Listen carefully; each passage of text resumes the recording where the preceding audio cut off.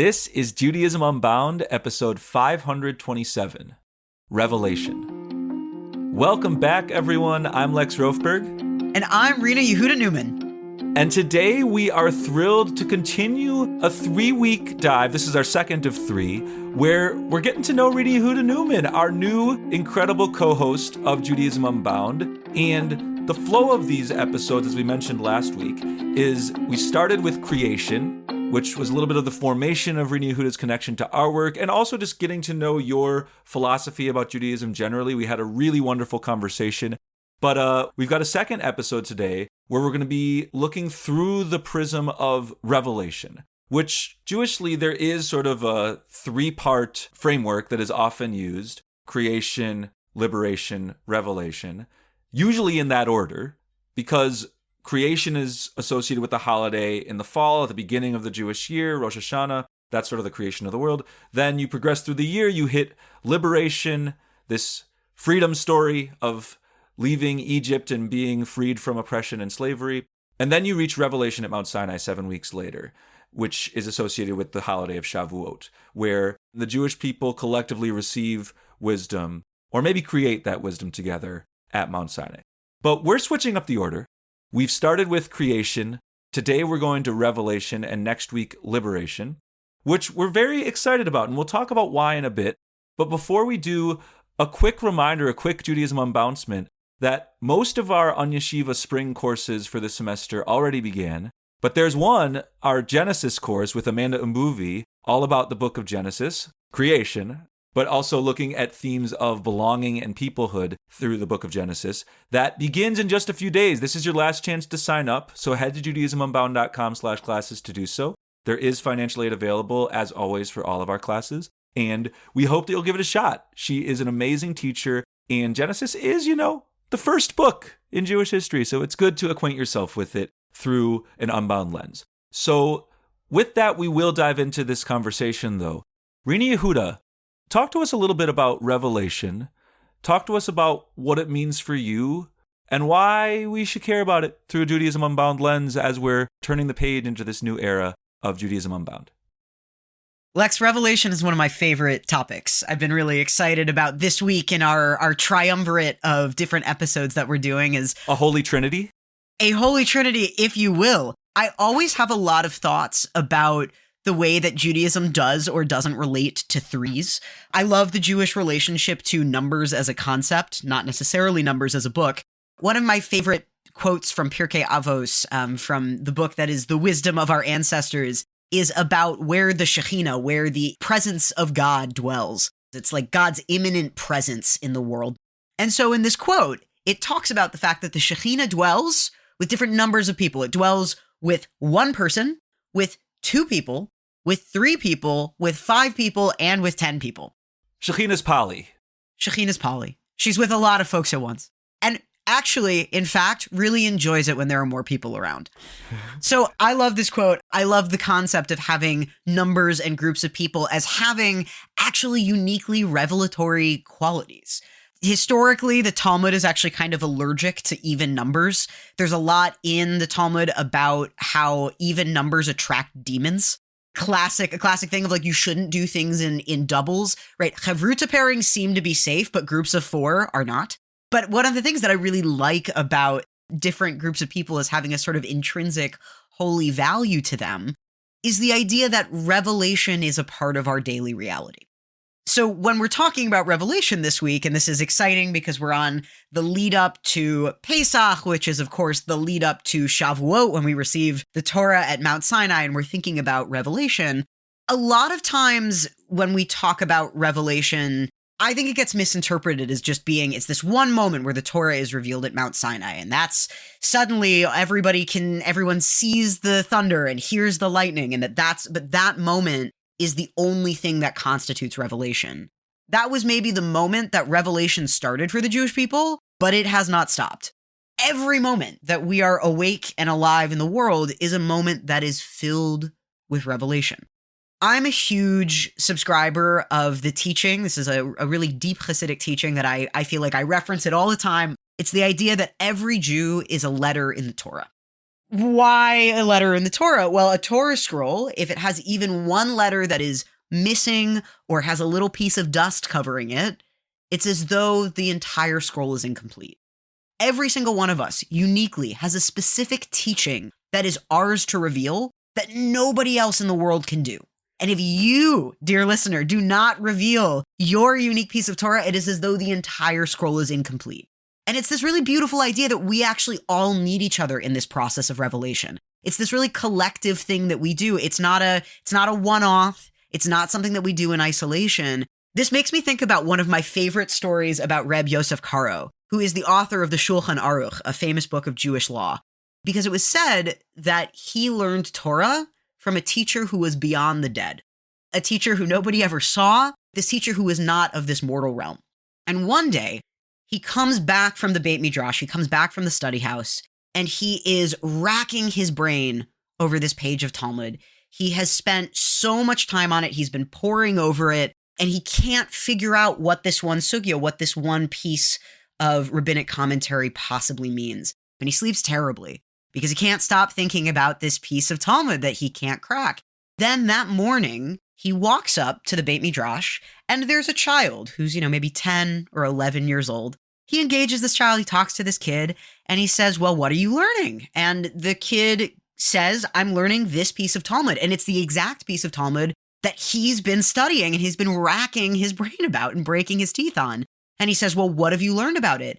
And the child gives over the teaching that suddenly makes the entire sugya make sense. The child figured it out. And Reb Yosef Karo, this great scholar of Jewish law, could not figure it out. And he goes into the Beit Midrash and he's beside himself. He's like, how could it be that like an 11-year-old kid was able to figure out this sugya that I spent all week racking my brain about and I couldn't get right?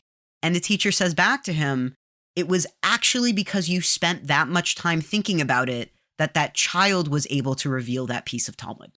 And I think this is this incredibly radical idea that somewhere beyond conscious thought, when we're actually doing work to think through and reveal something, other people can actually pick up those pieces. That we're not doing this alone. Revelation is a group project.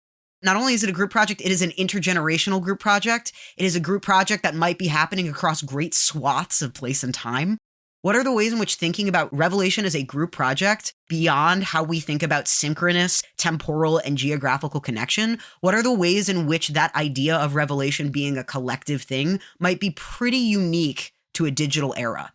What are the ways in which a digital Judaism is actually part of this next step of Jewish revelation that means that we can be interconnected in ways that we never have before? I love the intergenerational and collective piece, that revelation is not an individual experience. It's not some personal epiphany. And I use that word knowing its religious implications. It's a collective experience, and that collective experience crosses across time, both across generations that are living at the same time and across all the generations of the past and future that are not inhabiting Earth right now, but either have in the past or will in the future. That is totally what I think Revelation is. A couple reflections I had on Revelation that I want to talk about Revelation through the idiom of like clothes that are revealing. So revelation is this grand word. A lot of what I like to do with Judaism Unbound and what we collectively have done as an organization is take Jewish concepts that are very up in the clouds and elevated and try to notice the practicality of it. Revelation is revealing.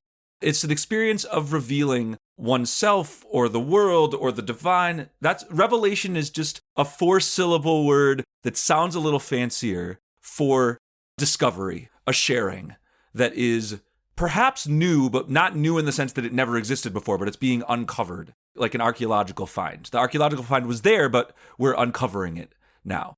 There's something powerful in the idea that like Shavuot is a moment where God's taking off a layer of clothing. And we're seeing a different side, right? Like my theology of what God is, we don't have time for in this episode. I don't believe in a personage, in like a figure that is God that created things and that talked. Like that's not what I think. What I do believe is in a oneness of all creation, And if what happens on the holiday of Shavuot, this holiday of divine revelation, is that we're receiving wisdom from God, what that would mean for me is that we are collectively shedding a layer. We're revealing ourselves a little more. What that means is that we're finding what's beneath. We're finding something deeper. And I do believe that is a good analogy for what it is to learn Torah, what it is to acquaint with the world. And it's also a little spicy, right? We live in a world that doesn't equate revealing oneself, revealing one's body with wisdom. We live in a world that actually equates being revealing with one's clothing as kind of a heretical or blasphemous or anti-religious secular act. And I bring that up because I know for you, conversations about revelation are not separate from conversations about how we relate to our bodies. And I think for our listeners to understand that this is an important lens of yours is really powerful and important. You've brought this in the past a little bit, connections between Jewish text and sensuality, sexuality. You know, I made a quick comment about like Shekhinah is polyamorous earlier. I did that partially because I think the way you relate to text often mobilizes connections like that. So I guess I'd love to hear on that front how revelation is not only the classic God on a mountaintop with a big grand voice, but also perhaps us taking off a layer and sharing a little bit of ourselves. I really like this lens, Lex, and I'm excited to get to share with listeners about my relationship to text through a lens of sex and sexuality. You know, I think we exist in a world, especially in American culture, especially this moment in American culture, where Protestant histories of Victorian norms around bodies, I think Jews have absorbed a lot of that. I think a lot about the relationship between sex and revelation. I don't find these things to be particularly taboo. For anybody who knows me, an important fact about my life is that I'm a very non-monogamous human being. Part of what you're suggesting here, Lex, is something that feels really resonant to me, which is that revelation is something that we understand and happens through experience. And part of living in Hashem's world is this idea that holiness is baked into absolutely everything. I really consider myself to be a chassid. Hasidic philosophy and folktales and theology is really, really central to my worldview. And one really, really big part of Hasidic teaching is the idea that Hashem is in everything, that there is holiness that can be revealed in all things. And it's our job to do that work of revealing what is otherwise hidden holiness, even in places that we can't imagine holiness possibly being. There's this concept of klipa, which means literally husk or shell. Klipa is the external layer that conceals what is holy inside. And as of this moment that we're recording this episode, we've just finished Rosh Chodesh Adar. So we are now in the month of Adar, and it feels very relevant, at least in this moment of recording, to think about concealment and revelation when we think about the book of Esther. Purim being in the month of Adar, the book of Esther is really, really critical for questions about concealment and revelation. The name Esther contains within it the idea of concealment. That's actually part of the root of the word. We also have in the book of Esther the fact that it is the Megillah, the scroll, does not contain God's name once. And yet, we say there's so much holiness in it. How could it be that we read aloud from a Megillah, from a scroll that doesn't have God's name once? It's the idea that holiness is concealed in the world, and that even in moments that we are most in gullus, that we are most in exile, that we are most in diaspora, that we can still actually feel holiness so imminently. Talking about this question of how do we think about sex and sexuality? How do we think about deviance? How do we think about non-monogamy? How do we think about taboo or ways of being in the world that have been historically marginalized, or the halacha that actually allows people to become and demonstrate and live their lives in ways that are deeply in alignment with them just actually hasn't been revealed yet. Halacha is a process of revelation, just as all ideas about Jewish life and Torah are constantly being revealed one day at a time. And so this idea of what is it to remove klipa, to remove that husk from all of the holiness around us, is a part of our day-to-day work. That's a part of what we do. I think, and that's a thing that I see unbound Jews doing all over the place. And part of my Torah, as part of a newly minted Judaism Unbound co-host, is really about wanting to do that work, taking away the klipa from all of these places everywhere where there is so much holiness, and because of taboo, because of political repression, because of historical circumstance, we haven't actually been able to enjoy so deeply and so holistically the holiness that is in all of these places that have often been overlooked and sometimes even trampled on. Yeah, I'm appreciating that you brought the term galus or galut, this word for exile or diaspora. I think that's another angle for us to talk about here. What's really interesting, the Hebrew word galut, exile or diaspora, it's the same set of letters that you have with the word for revelation. Galui is a word for revelation. There's different formulations. Hebrews, like I could frame these words in different grammatical ways, but there's a lot of overlapping letters. I don't know that they're actually, that linguists would argue they're the same root, but there is a deep connection, and through a Hasidic lens, you're kind of allowed to crisscross Hebrew roots if the words resemble each other. That's not a new thing that you and I are doing. That's an age-old Jewish practice. But I think it's worth talking about the ways in which revelation is global. The revelation is diasporic. Revelation is exilic, to use the fancy, annoying adjective of exile. That's a cool thing that a word like exile, which is generally connoted negatively, like you're kicked out of a place, right? That's what exile means. Like in a political sense, like somebody in exile is often kicked out of whatever area and not allowed to return there. And that is indeed part of the Jewish people's story. Like we were in a place, the temple was destroyed, people were kicked out of there, exile. And in Hebrew, the fact that there's a connection between being kicked out of a place, being in exile, and davka, specifically revelation, that's wild. It's a linguistic argument that it's not only bad to be spread out around the world, to be dispersed, it's actually the seed of learning about ourselves, of revelation, of getting beyond that concealment you were talking about. I think that's an opening to talk about, that you now live in a different area of the world from me. You and from many of our listeners, you're in the UK. So we are now, to a more enhanced degree, living a diasporic kind of existence as a podcast, because you and I are not even on the same continent. And it opens up broader conversations about what it even means to embody revelation today. It, for us, absolutely means learning from and connecting to Judaisms all around the world, not in any one place. Finding holiness in whatever street corners we live on, in whatever fields are in our backyard, presuming that there is Torah of those street corners and of those fields in our backyard.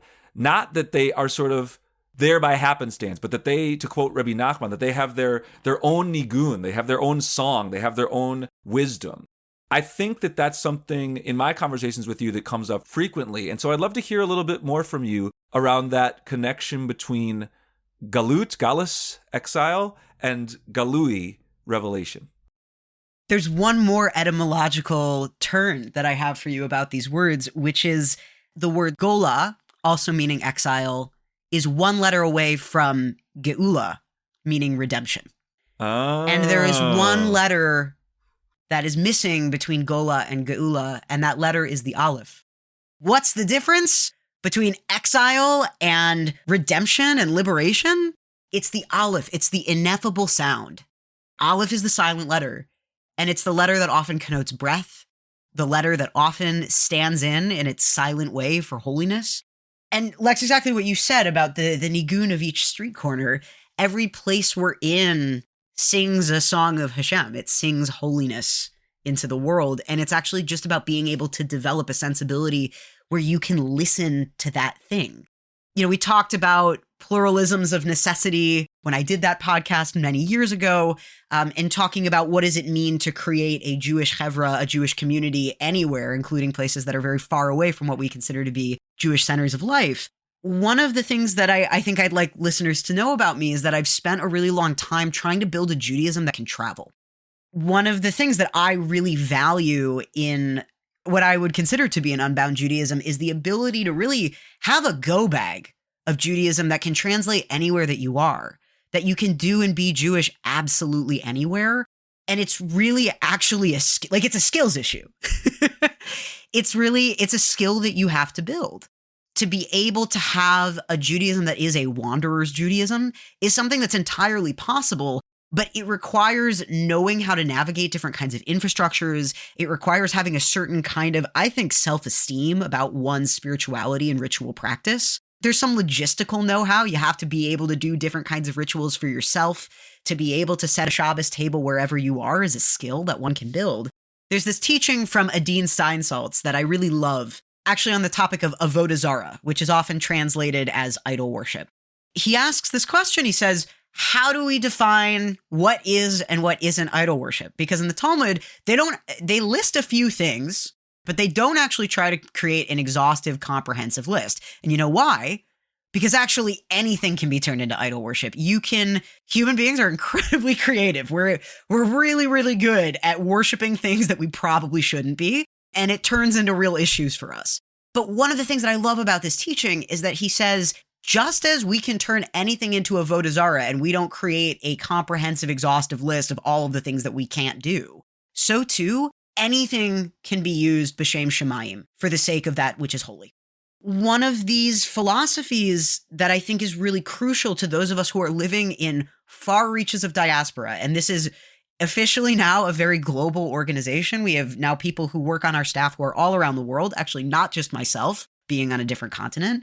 That means that we actually are trying to develop a skill set as unbound Jews that allows us to have a Judaism that means that we can reveal holiness anywhere that we are. We can turn any place that we are into a Jewish place. This is really important in a world that is being shaken by climate disaster. That is really important in a world where there is rising global fascism and political instability and drought and all kinds of things that endanger our ability to be where we are. One of the great lessons, I think, of the 20th century from watching what happened during World War II and thinking about the history of the Holocaust is actually a great lesson that the Jews have is that we need to design a world without borders. And that is the idea that we can bring Judaism and we can be Jewish anywhere, and human beings need to be able to find holiness in any of the places that they are. Those are some ideas that I think are really near and dear to my heart, and that comes from this really, really basic teaching, which is about the immanence, which is about the intimacy of holiness as being a daily and super personal experience. I'm extrapolating this like really, really global politic, but it actually starts from this daily philosophy of the notion that there is holiness in every single little moment, and to remember that we have the power to reveal it every day. Yeah, so I want to get at a couple other pieces here. First, I want to talk about friction in a positive way. What we often have heard when Dan and I were co-hosting this podcast is from listeners that we have a productive amount of alignment in terms of things that we share and things that we both believe. And it creates sort of a connective tissue to our conversations that we are really, as a bedrock, aligned on certain Jewish questions and broader political questions and otherwise.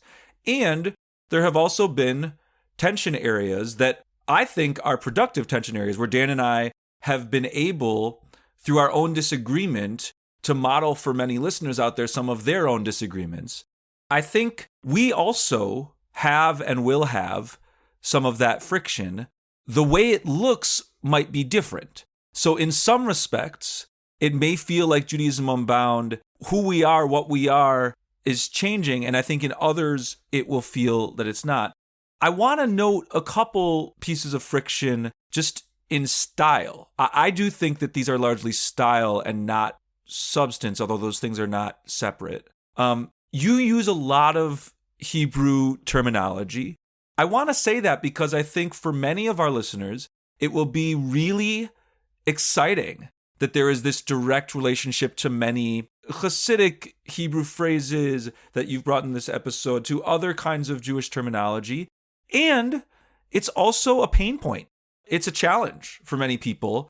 And it may not make some of our listeners excited primarily to hear those kinds of phrases. It may feel a little bit of, this person is peppering so much Hebrew, and do I know what that means? And it hurts that I have to have so much of it defined. I want to put that into the space because I think you hold an unbelievable amount of tenderness across the spectrum of that reality. And I want to push both sides of that reality. I want to push people who are more like maybe a Dan or me. And so, like, look, I use Hebrew terminology too. But I think there's a lot for us to push ourselves to embrace with holding classic kinds of Jewish terms, because there is a way in which we've been pushed to not use those terms, to be placed in a mindset that that's inherently weird, makes us different from our society. We don't want to do that. We code switch. And for the folks that are really energized by the use of that Hebrew and who roll their eyes when Jewish spaces are defining terms all the time, like, can we just say the stuff? Like, there's a lot of people who are interested in Judaism, who are listening to this podcast, who are part of our world, who are part of other spaces in Jewish life, who will not be part of these spaces if they are not accessible and if those terms are not defined. And so we're figuring this out together, and there might be an episode that you listen to where you're like, there was a little too much of that Hebrew stuff and it was hard for me. And then there might be another episode where you feel like, Lex, you were talking about this stuff and you didn't say the obvious Jewish value name for that. Why didn't you just say, like, why'd you couch it in a bunch of English words? We're going to vacillate. I want to open that to you, Rena Yehuda, because I think that's one of our productive frictions. We will be pushing each other to use more of those traditional concepts, to use other kinds of contemporary concepts sometimes. And I'd love to hear your thoughts on that, because that's another part of Revelation, is how we translate, how we don't translate, how we bring the words we say on this podcast and otherwise to those that might be affected by them. I love getting to have a meta conversation, not just about what are the productive tensions that you and I, Lex, have as co-hosts and as Jews of very different and in some ways very similar stripes, but that there are so many meta dynamics that are always happening in the ways that we Jewishly decide to use or not to use language. And there are stakes to those things. It's really exciting to get to talk about that in a medium that is really just about talking. That is what a podcast is talking. I'm really interested in talking about what does it mean to have a Judaism that is capable of speaking in a number of different registers. I grew up in a Reformed community in the Midwest, and I was not raised in a particularly theological environment. I'm also trans, and I also have become more religiously observant, and I've spent a lot of time in Orthodox spaces. I've spent some time in modern Orthodox spaces. I've spent some time in renewal spaces. I've spent some time among secular and humanist Jews, right? Like I've been in all of these different environments. So the question that arises when you know so many different kinds of Jews and you don't fit one clear category is, what are the ways in which I am going to decide to speak? To whom am I speaking? And for what reason? One of the tensions, Lex, that I'm actually kind of surprised that you didn't name just now is about God and God language. I'm a deeply theological person, and a lot of other people, many people who have actually been quite harmed and damaged by fundamentalist or more orthodox or more religiously conservative communities, rightly so, find themselves being very apprehensive at the mention of God, or should I say Hashem. The way that I use the word Hashem specifically as my relationship to holiness, there's all kinds of baggage that imports into the way that I talk. One of the reasons that I sort of choose to use that language is A, it does feel authentic to me, but B, knowing that I am myself also a transsexual ends up meaning that there is a record scratch moment I think a lot of people have when they encounter me theologically talking about these things in a way that seems very traditional, when I myself lead a lifestyle that, at least to somebody who is maybe more straight and traditionally orthodox, does not seem to be traditional. I'm curious how it's going to end up landing for listeners to negotiate some of these different things that we're introducing into the cauldron of Judaism Unbound language, the ways that we're going to talk about Judaism that I think is now veering from a direction that might be more English oriented into a realm that is not just English oriented, into a realm that is not also exclusively or even primarily trying to serve Orthodox or traditional orientations towards Judaism, but is really actually, at least for me, the way that I often approach Jewish language is about representing a Judaism that is able to speak in different kinds of registers. I've learned how to talk about my theology. I've learned how to talk about my Judaism in different spaces because I want to be around so many different kinds of Jews. And just now I chose to say, talk about my theology and talk about my Judaism instead of saying, talk about my hashkafa and talk about my Yiddishkeit. And that was a choice that I made in that moment because I'm speaking in a Judaism unbound environment. And I figured that that language might be more accessible. But I think about myself in all of these different ways. And there's a way that it's also about code switching. I think we, as Jews who may be in all kinds of different worlds, what are the political implications? What are the social implications? What are the religious implications of all of the language choices that we use? And part of the reason why I've learned how to talk in some of these different ways is because I just want to be able to talk to all kinds of different people in ways that feel native to their Jewish experience. And as somebody who is often considered to be an outsider because of all of these other parts about what my visible social identities are, it actually really helps to be able to use different kinds of inside language that disorients people from their usual assumptions about how an interaction might go and allows us to reach a new place of revelation where suddenly we're speaking in ways that we never could before. Yeah, I'm finding myself drawn back to when you said there are these interesting relationships in Jewish tradition to even numbers and odd numbers, and that it's like bad to live in even numbers. I like that Judaism pushes us to be a little odd. You were talking about the ways we code switch, the ways we sound different from our society. I do relish that. I'm not somebody drawn to sameness, and I think you and I share that. There are folks who think we should use English predominantly in Jewish spaces just as an access piece, because that's what a lot of people start with. I relish that, and I relish the ways in which we can consciously, specifically, have that record scratch that you describe. I'm a big fan of the Jewish record scratch. For you, when you talk about being committed to traditional forms of Jewish practice, including halakha, traditional forms of Jewish observance, and being trans, that's a record scratch.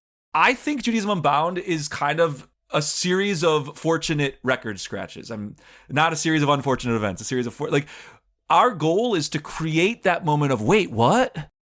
That's productive. That yields Torah when people are like, wait, two things are combining Jewishly in a way I didn't think could happen. I thought those were separate boxes, but now I'm in the middle of the Venn diagram of those. That's what I pine for. What I do want to name, though, is that there are elements that we share, or at least share more than Dan and I did, and some of that relates to politics. And here we are in a conversation about revelation, about a big moment of not only godly commandments being revealed on Sinai, but a contract being drawn, a tone being set for hopefully how Jews and the world would be in relationship with one another. I don't just see that moment as sort of an internal thing. I see that as a moment of prophecy in many versions of the word prophecy. You and I both identify as being on the left politically. I don't think we're going to hide that. I don't know that that's like the core identity of who we are as a show, but I do think it matters a great deal to the kinds of things we will do and say here. It's not that Dan was on the right. He's not. He's very much not. And we've talked about that. But we did have a little bit more of a sense of Dan coming more from a left-center liberal perspective on certain issues, on having different approaches to topics like Israel-Palestine. And you and I still will have friction there too. To listeners, they're like, wait, are y'all just going to be an echo chamber? No, that's not my experience in conversations with you. And I want to name that because in this conversation, we've very fluidly mentioned polyamory. We've mentioned sexuality and sensuality. We've talked about diaspora.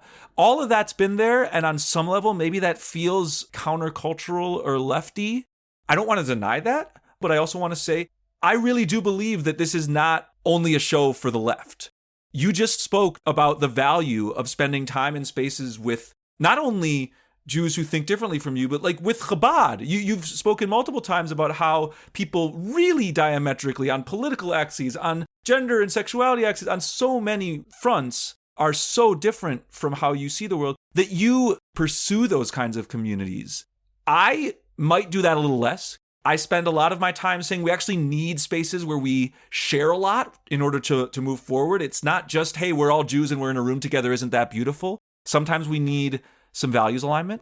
But I wanted to throw that to you on the front of what is similar about us and also the ways in which that doesn't make what we're doing less relevant to the broader Jewish world. I'm really interested in the ways that an unbound Jewish framework means that we get to transcend certain dogmas. One of the things that I think is so great about being Jewish is that we import this incredible wisdom tradition that is one unto itself that, of course, is in conversation with all of the different places and cultures and ideas that were happening in the world at the time that it was developed. But it gives us an entire set of language and frameworks and philosophies that completely reframe the way that we see the world outside of the concept, the relatively recently designed political concept of left and right as a political binary. In thinking about denominational Judaisms, that there are 3, maybe 4 different ways to be Jewish, and they are Reform, Conservative, Modern Orthodox, and Orthodox. Right? Like, that's a ridiculous and frankly, I think very modern way of categorizing the world, that all of these things are different lenses. As the certificate program director of our certificate program in Unbound Judaism through the Yeshiva, one of the ways that I've really spoken about who we are and what our students are doing is that they're creating systems. They're building out new systems and frameworks with which they understand the world around them, using Jewish wisdom to inform that process. When I look at actually what are the frictions and tensions that Lex and I have, what comes to mind is not a whole set of labels or identities, but is actually chesed and gevura. Thinking about chesed being the attribute, the divine attribute of outpouring and boundlessness, often translated as kindness or compassion, but it flows ever outwards. And Lex, you saying that you're maybe a little bit less of a pluralist than me, you are embodying the attribute of gevura, of boundariness, of a certain kinds of stringency that's actually about protection and about creating something that has strength because there is differentiation. And I actually think that it is the Jewish wisdoms that we inherit that often are not in English and are often untranslatable concepts that give us some new way to create more and more record scratch moments that shake us out of different ways of thinking, of different dogmas that people across the political spectrum are constantly engaged in that actually prevent us from getting free. It's these binaries, it's these stucknesses that actually prohibit us from being able to communicate effectively, and I think create more klipa, create more shells that conceal the holiness that we ultimately need in order to get through a political moment of tremendous repression. And so even if you're a listener out there who's hearing me say that and you have a different political orientation or you wouldn't frame what's happening in the world that way, I actually think we can better talk about those things through Jewish languages. And part of the reason why I'm such a, perhaps I'm such a pluralist, and it is true that one of my greatest teachers of Torah is somebody who is, of course, a Chabad rabbi. Hasidic philosophy actually has a great deal of spiritual weight for me. It's a lot of my theological outlooks in the world have been really informed by some of those teachings. I really believe that we get to have all of it, and we shouldn't limit ourselves because actually we deserve to have access to all of the things that this tradition has for us. That if we're talking about, to go back to Reb Yosef Karo, who wrote the Shulchan Aruch, which literally means the set table. It's like Judaism is a buffet. Judaism is a buffet of a million different dishes and tapas. I love that you just did that, by the way. I think he did not mean that. Like, he meant set table. Like, Judaism's kind of a set menu. Like, I think he meant it in a very not buffet way, but you're bringing a beautiful take on it, that if it's a set table, that means we're picking options from that table. I want to share relatedly, thinking about Reb Yosef Karo, thinking about my Chabad rabbi friend and teacher, once shared with me at a moment in my life when I was really struggling with my relationship to halachic practice, because I wasn't sure what to take on, what not to take on. It was feeling very stressful. It's a lot of very, very small minutia rules. I feel like you have to know so much. Anybody who grew up not particularly religiously observant and has wanted to become more religiously observant, I think can probably relate. And he told me a story of a time when he was 18 years old. He was like sort of fresh in his, end of yeshiva days. And he would go out and he would give Divrei Torah. He would give sermons to a local old folks home. He gave a sermon about how important it was to observe halacha, how important it was to live according to Jewish law. And a real old Jewish guy, maybe a Holocaust survivor, who knows, somebody's a real classic old style Jew, takes him aside at the end of his Devar Torah. And he says, "What's the name of the most famous book of Jewish law?" And, being a good student, he goes, "The Shulchan Aruch, the set table." And this guy goes, "Yeah, exactly. The set table. Judaism is like a banquet. It's a feast. It's got a million different dishes. There's so much to eat." He goes, "You don't have to be a chazer. You don't have to be a pig and eat it all." And I love this story. I love this story for a million different reasons, but it highlights the idea that Judaism is this banquet and we shouldn't just limit ourselves to one, specific denominational set of dishes that we've been given and then think that that's all that there is, or think, chas v'shalom, God forbid, because I'm trans, I actually really desire deep Hasidic wisdom, but because I'm trans, I couldn't possibly go out and learn it, and I wouldn't be accepted, and, people are going to hate me in these different ways, so I'm just going to limit myself to the one place that I do feel accepted. And by the way, many quote-unquote liberal Jewish communities often also are riddled with transphobia, racism, etc. These are not things that are uniquely limited to Orthodoxy. These are actually just systems that we're all implicated in. I love this story because it says you get to have all of it. And also in this wonderful little twist, it's saying, you know what? You get to also only eat the parts of it that you need to eat. And you don't have to feel like you are obligated in all of it, because actually, if you want to go with a real embodiment Torah, you know your body best.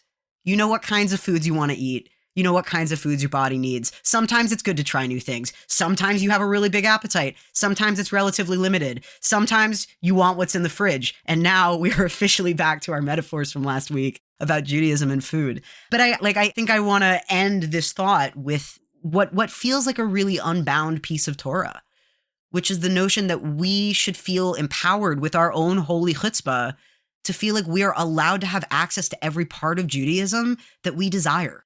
Desire is such a central part of what it is to be alive. I really believe Judaism is a religion of yearning. And if we want to talk about how are all of these, big philosophical, theological concepts related to things like non-monogamy and sexuality and kink and queerness, these are all things that are about desire, and about a desire that is uniquely able to manifest and be revealed because we're inside of bodies. Desire is such a fundamental part of that, and it's what allows us to go out and pursue all of these different avenues for a Judaism that works for us to build the next Jewish future. Yeah. So I have one final thought on this revelation front that I want to sort of pose to you for a closing, whatever you have as a closing call to everyone. And I mentioned that word prophecy before, prophetic. I think that's an important unifying piece. When we say that something is prophetic, that something is prophecy, we don't mean that it is of God separate from us. Like, what's prophetic about Revelation of Mount Sinai is that, God gave wisdom to us who are not God. No, for us, prophecy, prophetic Judaism, is something that all of us can do. This is another situation where I think we've done ourselves a disservice in translation. We make so many things grand. Prophecy, prophetic, prophets. The word Nevi'im, so the second section of the Bible is called Nevi'im, and it's generally translated prophets. It's just bringers. To be a Navi, to maybe, it's a verb that means to bring. So these prophets, we call them prophets. We make them sound like they're super rare. And I think when people read those books, they're like, wow, there was this guy Jeremiah and Ezekiel and these incredible, elevated people that were able to bring this incredible wisdom and they were able to channel wisdom into the world, and they rebuked the Jewish people, and they said where we were falling short, and they called on us to be the best versions of ourselves. What an amazing thing that a small, limited group of specific men with named books did. That's not our orientation to Navi, to being a prophet. It links to really everything we've brought in this episode, but not only do we think every person out there has Torah, we think the world is really bad when that Torah in each person is not being activated. It means that if we have however many million Jews on the planet, only a small percentage of the Torah on the planet is active, and I don't know, like I should learn about volcanoes and active and inactive volcanoes. Like it's dormant. And I don't want a Jewish world or a broader world that is largely dormant. I want a Jewish and broader world that is full of overflowing Torah all the time. And in order for that to happen, it means that we are gathering it from all sources. We've talked about how this transition is not only to you as a new co-host, but also from a Judaism Unbound era that was largely the voices of our staff to a moment where we're really trying, whether it's in our Discord, whether it's in our certificate program, whether it's in all of our gatherings, to broaden the sources of Judaism Unbound's Torah. And what I am called to on that front is a moment from those famous 10 utterances. Shamor v'zachor b'dibur echad. This is a statement that solves a Jewish problem. There's a Jewish problem with the 10 Commandments, which is that there's actually 2 instances of them and they're not the same. There's one instance of the 10 Commandments in Exodus and one instance of the 10 Commandments in Deuteronomy. The rabbis came around and they were like, we got it. These were actually said at the same time. The 10 Commandments from Exodus and Deuteronomy, they're not even separate. They're one version. They are Shamor v'zachor. That's the reference to Shabbat. It's saying in one breath, God said, keep Shabbat and remember Shabbat. Because in one of the versions of the 10 Commandments, it says keep Shabbat, and in another it says remember. I'm actually finding myself today like, I don't know. Maybe it'd be better to say, in the same way there's different Jews drawn to different spaces, drawn to different forms of wisdom, it's not dibur echad, it's not one utterance. There are some folks who are going to drive themselves towards the keeping Shabbat. There are others that are going to drive towards remembering Shabbat. And collectively, we can all make the sounds of those words and we become sort of dibur echad. We become sort of one collective utterance. I am curious as we close what that might teach us, what that might show us about prophecy. Because if that moment on Mount Sinai, I mean, for us organizationally, we've made that moment the biggest of our year. Shavuot Live is our biggest program. If that moment is the crown jewel of Jewish revelation, how might we understand it as one utterance, as one coherent whole, but also as actually rich through its diversity, through not only being dibur echad? You're making me think about one of my favorite sugyot, one of my favorite pieces of Talmud that says that there are many things that are 1/60th of something else. And so there's this idea that Shabbat is 1/60th of the world to come. But one of these 1/60ths is that dreams are 1/60th of prophecy. And this is a real clear notion that every single one of us is capable of at least 1/60th of prophecy. You're making me wonder what happens if 60 people dream and they all have 1/60th, and then collectively have they come up with one prophecy? I don't know. We need the exchange rate. Right. What's the prophetic exchange rate? But the idea that reality is revelatory and we have all of these different ways of engaging in prophecy ourselves. It's exactly what you said. It's not just these men who had single books that got written down, but all of us are part of this process of revelation. For me as a comics artist, I feel like drawing is like dreaming. And if dreaming is part of prophecy, drawing is a way that I reveal things into the world. As we close, I want to go back to our original story about Reb Yosef Karo and his teacher from Beyond the Dead. This summer, I was walking. It was the end of Shabbos, and I look up to the sky, and there's this beautiful, beautiful sunset. And I have this moment of what feels like revelation, and do with this as you will, that Reb Yosef Karo did not, in fact, have a teacher from Beyond the Dead. He had a teacher who was a non-Jew. That came upon me. I dropped that at the end of this podcast. I can let you, Lex, and our listeners do with that as you will. But I think I give this as an example of, right, it requires some holy chutzpah. And to actually claim that is, what would it mean? What would it mean if we actually understood that to be true? What does that mean for our experiences of revelation as individual Jews? What does it mean to trust these things that we feel in our svara, that we feel in our gut? Shout out to svara as the fabulous fount of queer Jewish learning. And the idea that for unbound Jews, being able to trust our own sense of revelation is a part of how we get free. So I'm real excited for what happens next week when we're talking about liberation as we enter into Pesach, as we enter into Passover. Me too. Wow, what a gorgeous note for us to close on. I will note that for folks less in the know, the Svara shout-out is the organization Svara that is, in fact, a fount of queer Jewish learning, and we encourage you to learn more about them. B'nai Lappi, their founder, is a dear friend of the show. But yeah, it's time for us to be generating the revelation for our world and to find it in all places, find it from our fellow Jews, find it from those who are not Jewish. I like the record scratch moment you just made of maybe Yosef Karo, this preeminent rabbi of a central text of Jewish law, the set tables, the Shulchan Aruch. Maybe he was being influenced not just by fellow Jews. I think that's cool. But we want to hear from all of you. That's the whole point. We want your revelation as well. And so be in touch with us. I'll say all the ways you can do so in a second. But yeah, liberation is coming, folks. The holiday of Passover is on its way. Zman Cherutenu, the time of our collective liberation, is approaching. And that's a great opportunity. We're really excited to prep for Passover with all of you. And because we really see revelation and liberation as collective projects, we really hope that in response to this episode and all of our work, you'll be in touch with us. So first, one way to be in touch with us is to share Zoom space with us, to take our classes. And we have the Genesis class with Amanda Umbuvi that you can still sign up for. It starts in just a few days. So head to judaismunbound.com/classes for that. But then also be in touch via Facebook or Instagram. You can send notes to our handles at Judaism Unbound for either of those. You can email us at lex@judaismunbound.com or Rena Yehuda, RenaYehuda at judaismunbound.com. We also love when you head to our website. Check out all the juicy goodies we have there. There's show notes for this episode, so much more. And if you feel called, we would deeply appreciate donations made to our organization, which you can make at judaismunbound.com/donate on either a monthly recurring basis or just via a one-time gift. So thank you so much for listening. And with that, this has been Judaism Unbound.